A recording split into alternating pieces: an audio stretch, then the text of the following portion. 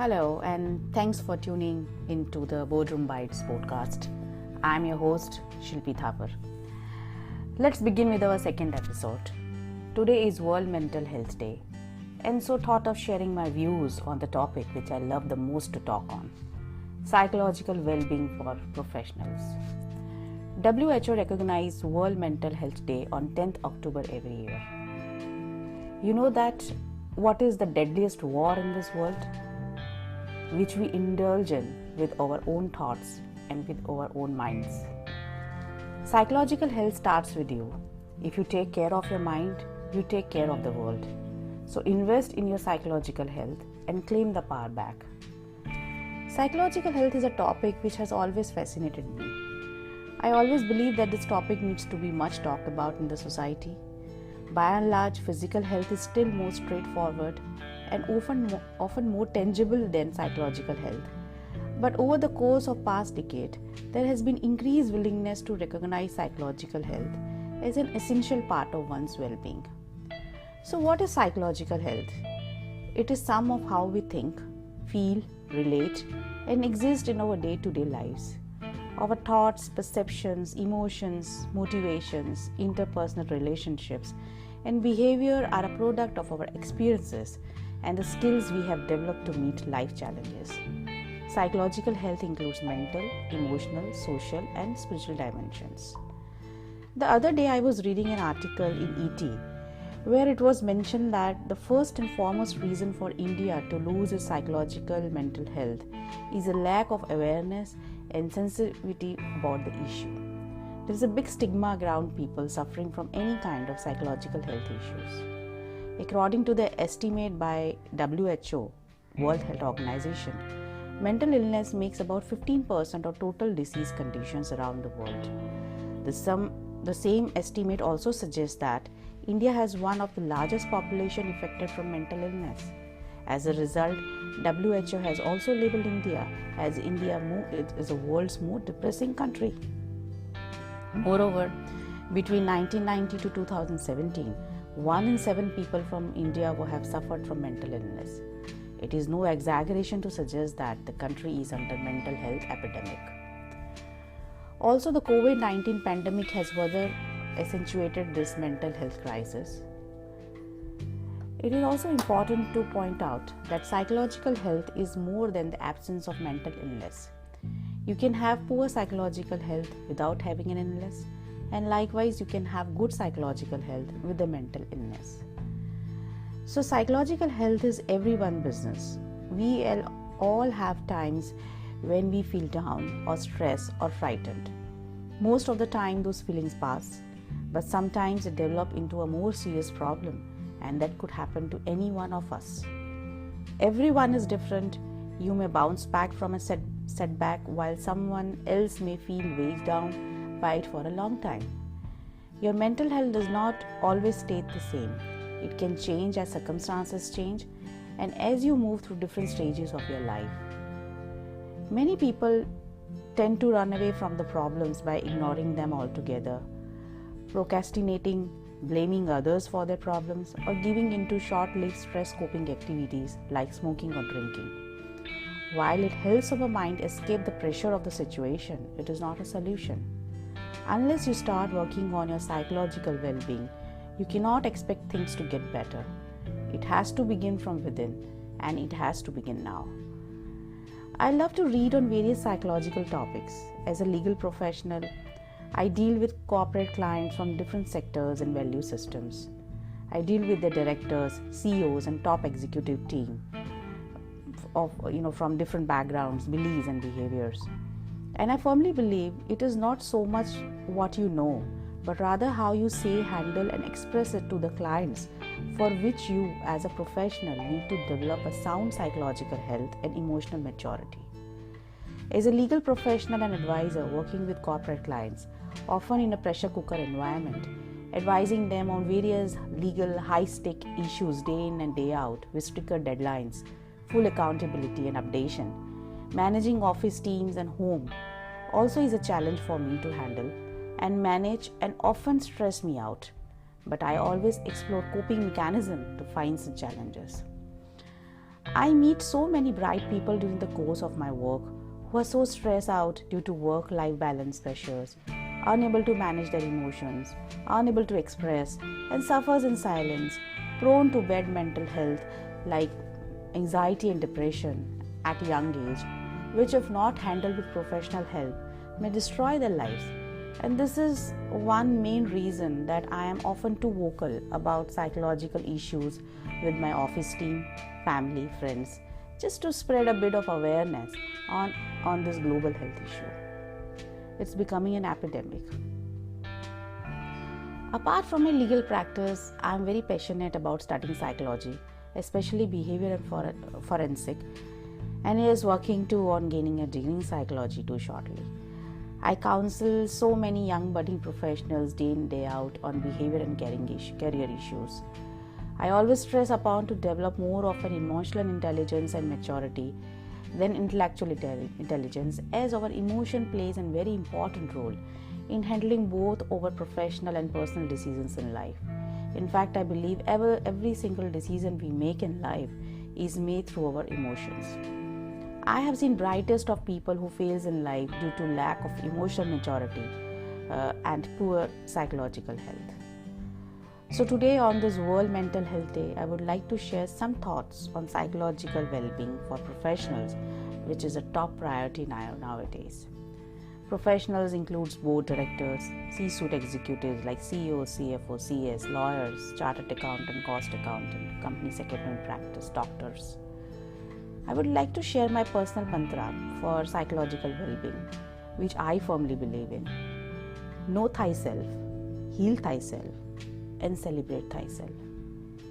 As a coffee lover, I often use one phrase with my family, friends, and office team. Always espresso yourself and smile like espresso coffee. Express, express, express. I follow this quote strictly by Sigmund Freud, an Australian neurologist and the founder of psychoanalysis. He said that an unexpressed emotions never dies. They are buried alive and will come forth later in an uglier way. So don't suppress your thoughts and emotions. Always self-express. Self-expression is very important. Being psychologically healthy does not mean that you don't have a mental health problems. If you are in a good mental health, you can make most of your potentials. You can cope up with life. You have an ability to learn. You have the ability to feel, express, and manage a range of positive and negative emotions.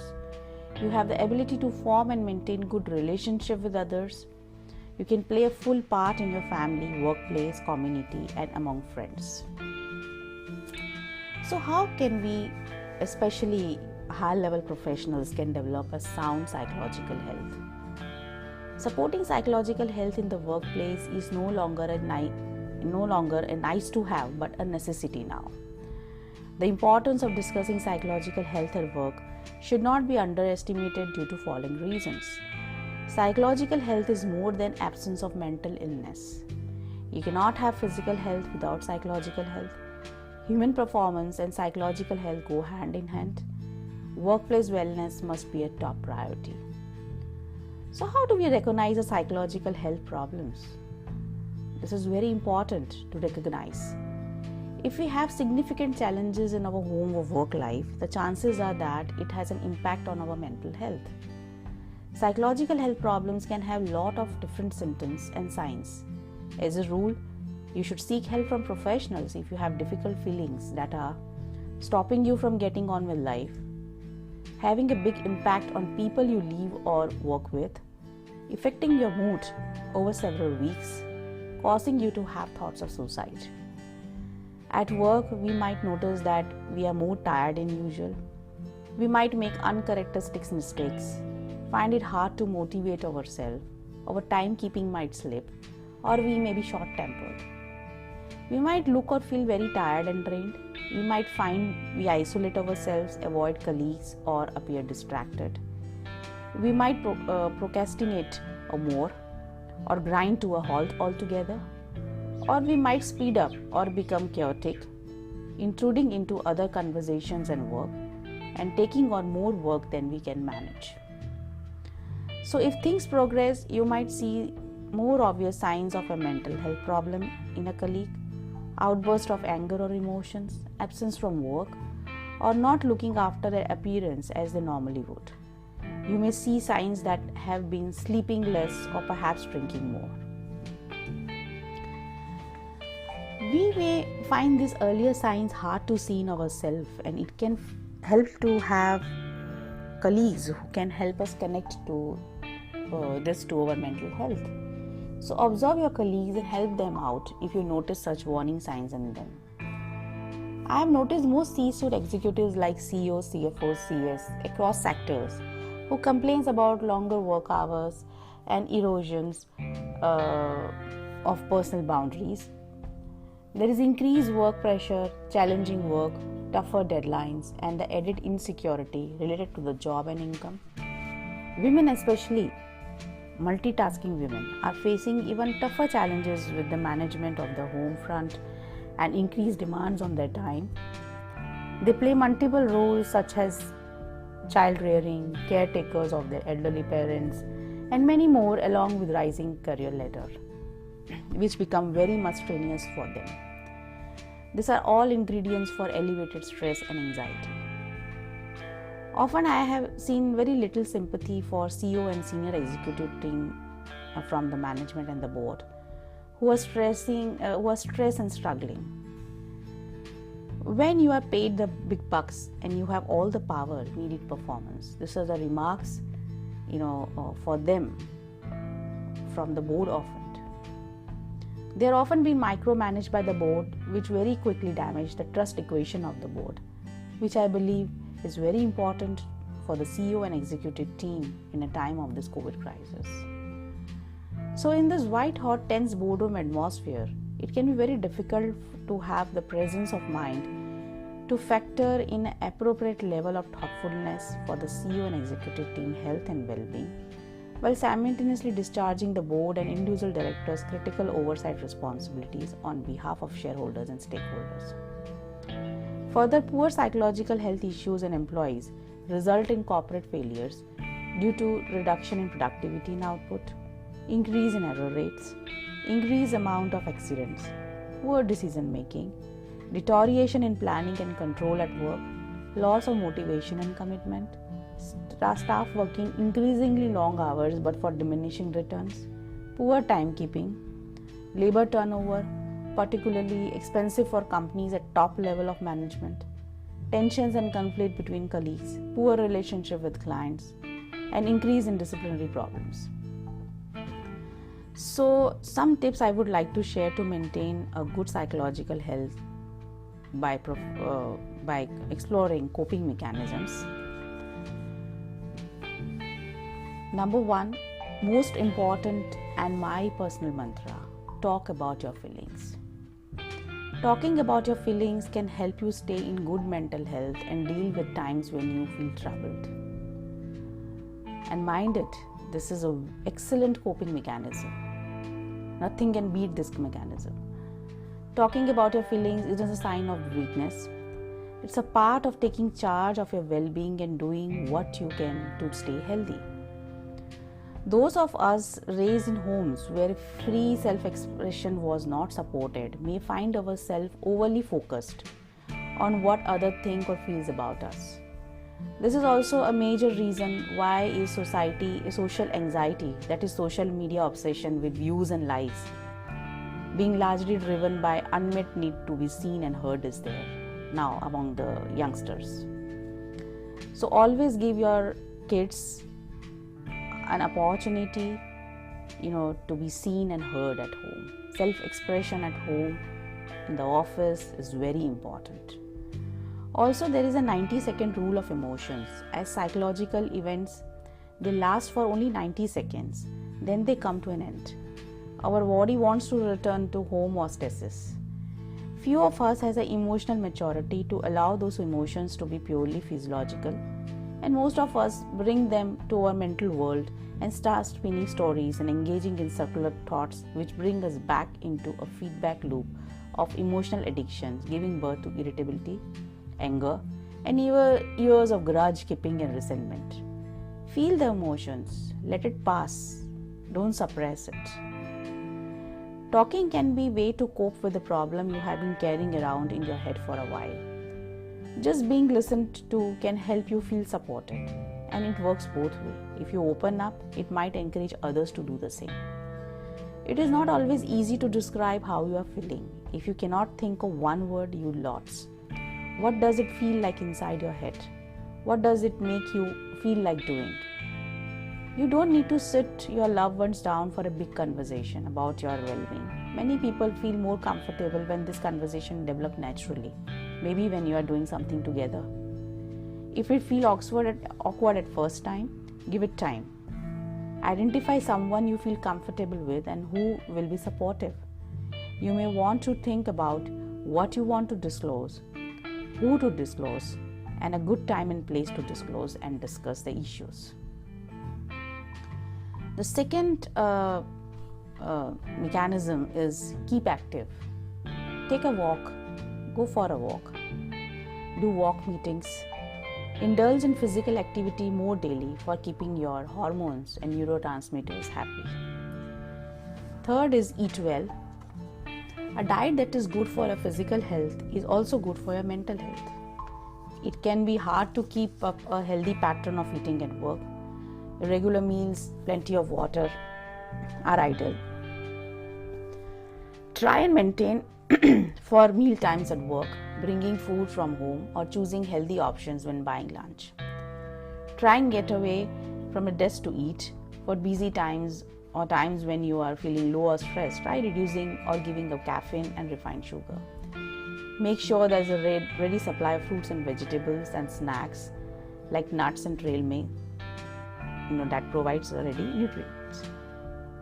Be aware that some people find public eating at work very stressful because of past or current eating disorders.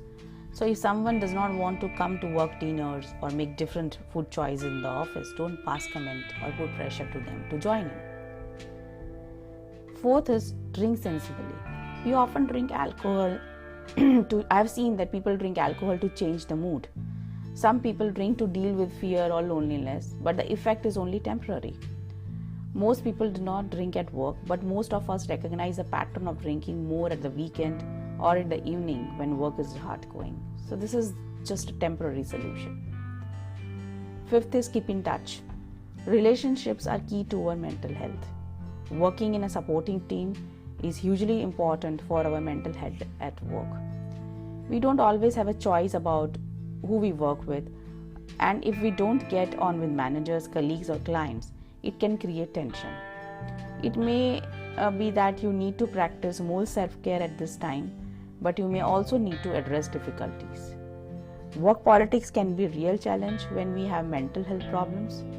It can be helpful to find a mentor or small group of trusted colleagues with whom you can discuss feelings about work, to sense check and help you work through challenges. Try and make sure you maintain your friendship and family relations even when work is intense.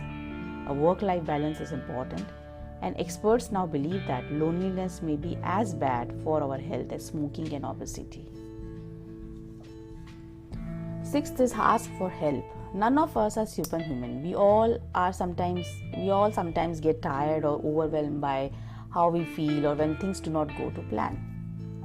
Seventh is take a break. A change of scene or a change of pace is good for your mental health. It could be a 5 minutes pause from what you are doing, a book or a podcast during the commute, a half-hour lunch break at work, or a weekend exploring something new. When you are on leave or at home, resist the temptation to check in with work. If you find that you cannot break away, it may be a sign that you should be re-examining your workload to manage stress. Sleep is very essential for our mental health. Listen to your body. Without good sleep, our mental health suffers and our concentration goes downhill. Eighth is do something you are good at. What do you love doing? Develop some hobbies like singing, music, reading, gardening. If possible, you should plan your workload by having a checklist system, which I do for my each assignments in the office, even for work also. So for planning for a week meal, I sit on Sunday with my cook and we plan everything for a week. So you should have a proper management system at office and at home. if we are sharing both the responsibilities. It can make your work life much easier. This strategy is very nicely mentioned in Atul Gawande's book, that is Checklist Manifesto. Ninth is accept who you are, self-acceptance and self-care. We all are different. It's much healthier to accept that you are unique than to wish you were more like someone else. Feel good about yourself and celebrate your uniqueness. Stop comparing with others, and this will boost your self-esteem, which will help you to cope up when life takes a difficult turn. Practice mindfulness. 10th is care for others. Caring for others is often an important part of keeping a relationship with people close to you. Similarly, I would like to share tips for the companies and organizations to take care of psychological health of their employees. I believe human capital is most important asset for any organization. So what they can do? First is create a workplace cultures where employees can be themselves. It is easier for people to speak about mental health concerns without fear, and easier for them to reach out for help when they need it. Even so, the decision to disclose distress at work is not one people take lightly. It is vital that workplaces become an environment where people feel safe to be themselves. Second is make mental health as a part of board agenda. As a part of governance agenda, boards should adopt mental health policy, framing strategies, and start monitoring the health and well-being of their employees. Board should focus enough on the employees' emotional health issues. Both can drive this agenda and guide the management in prioritizing these initiatives. HR should do quarterly survey on state of productivity challenges for employees, which will help the board to take preventive measures. Third, board members can also help to take care of the leadership and provide a willing ear to listen to their issues. Stress is not limited to any level or department. Business leaders are carrying the maximum load and need a safe and secure environment for the challenges to be heard as well. Fourth is, it's a very core area of environment social governance, that is ESG, for the corporates and their social sustainability reports. I believe progressive board teams should have the thoughtfulness and wisdom to go the extra mile to provide the moral support, understanding, and simply being prepared to be there. Listen and help a CEO or top executives to cope up with stress, regain their confidence and composure to face up to what in many organizations is a nightmare in terms of very difficult choices over the coming weeks and months due to COVID crisis. Further, I will stress upon emotional well-being of working women, as I personally experienced this. We are often so overwhelmed by the sheer pressure that comes with juggling multiple tasks from our professional and personal life. We often have to work twice as hard as our counterpart to get the same recognition and respect at work. Amidst this hustle of wearing all the hats at once, we sometimes forget to take off the hats and relax. Many working women experience continuous physical fatigue despite taking adequate rest. This is because their mind also needs some recharging or attention, something we fail to acknowledge until it starts affecting us physically. So recharge your mind, find more time to relax and for self-care. Most importantly, avoid toxic environment and people who mess with your head, who intentionally and repeatedly do and say things that they know upset you without any sincere apology. Avoid them. Still, there is a stigma. I feel there's a stigma attached to the psychological health problems. This means that people feel uncomfortable about them and don't talk about them much. Many people don't even feel comfortable talking about their feelings, but it is very healthy to know and say how you are feeling. Lastly, the first step to be a healthier mind is to talk to yourself. If not enough, then talk to someone you think cares. If not enough again, talk to a professional. There is a reason why psychiatrists and counselors have an actual degree. It is because they can surely help in the way that a non-professional might not help. So in the end, I would like to quote words to live by for sure. Choose people who choose you. Ask how you are. See you. Let you be you. Feel good to your nervous system. You can breathe easily around. You don't need to perform for. Are good for your mental health. Want to see you win. Don't try to control you. Have relations with this kind of people in your life. So your feelings are valid. You have the right to feel whatever you feel. You aren't exaggerating. You aren't being too sensitive. You aren't being dramatic. You are hurting, and that's okay. It's okay not to be okay. So always espresso yourself and smile. Make psychological health your top priority and talk more about it with your family, friends, with your office team. Spread awareness. So till next time, goodbye and thank you.